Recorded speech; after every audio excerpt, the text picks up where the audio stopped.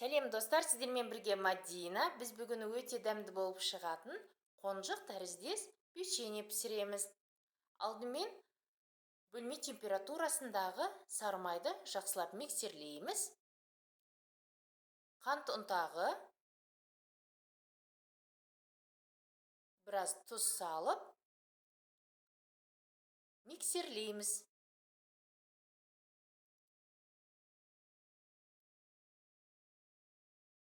Бір жұмыртқаны толық саламыз.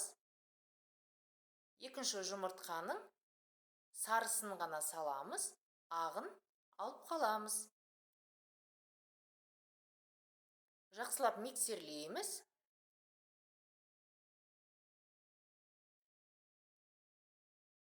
Ванильный сахар, кукуруз крахмалын саламыз. Онды електен өткізіп саламыз. Бірден миксерлемей, миксердің көмегімен араластырамыз. Әйтпесе ұнымыз жан-жаққа шашырайды. Жақсылап миксерлейміз.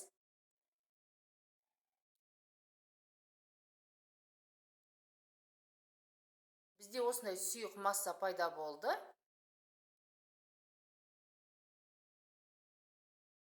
Қалған ұнымызды електен өткізіп салып, лопаткамен жақсылап араластырамыз. Егер сізде лопатка болмаса, жай қасықпен араластырсаңыз да болады. Біздің массамыз дайын. Мен осындай насадка қолдандым. Кондитерлік қапшыққа салып, осылай жасаймыз. Егер сізде кондитерлік қапшық болмаса, жай қапшыққа салсаңыз болады пакетке.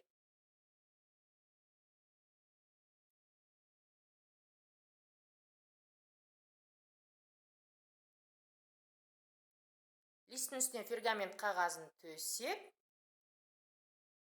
осындай аюдың формасын жасаймыз. Қалауларыңызға қарай, үлкен қылып, кішкентай жасасаңыздар болады. Мен осылай жасадым.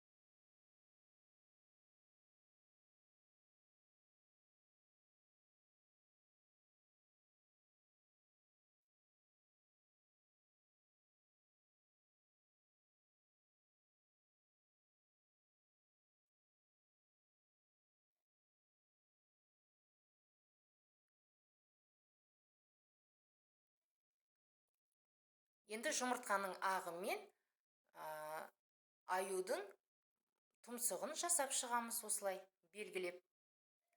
15 минутқа мұздатқышқа салып мұздатамыз. Енді бізге ақ және қара шоколад қажет болады. Осындай кондитерлік қапшыққа салып дайындаймыз. Мұздатқыштан алып, қызып тұрған 180 градуста 10-15 минут пісіреміз. Мінекей біздің печеньелеріміз дайын, пісіп шықты.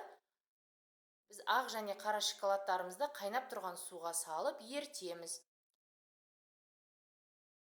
Осылай қонжықтардың алдымен тұмсығын жасаймыз.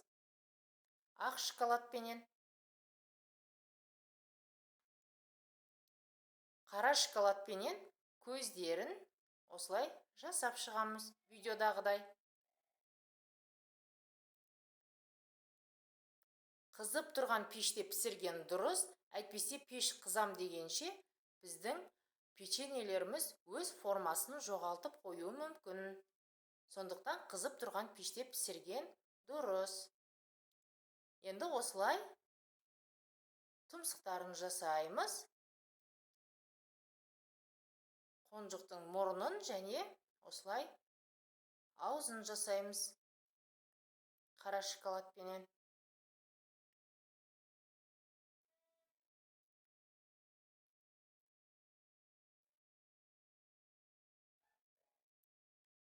Мінекей біздің печеньелеріміз дайын. Қараңыздаршы, қандай керемет болып шықты. Өте әдемі, өте сүйкімді болып шықты. Қандай керемет. Асты да үсті де біркелкі қып-қызыл болып пісіп шықты. Сүп сүйкімді болып.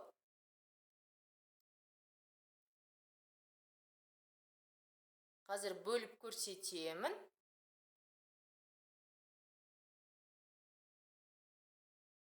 Өте дәмді әрі тез дайындалады.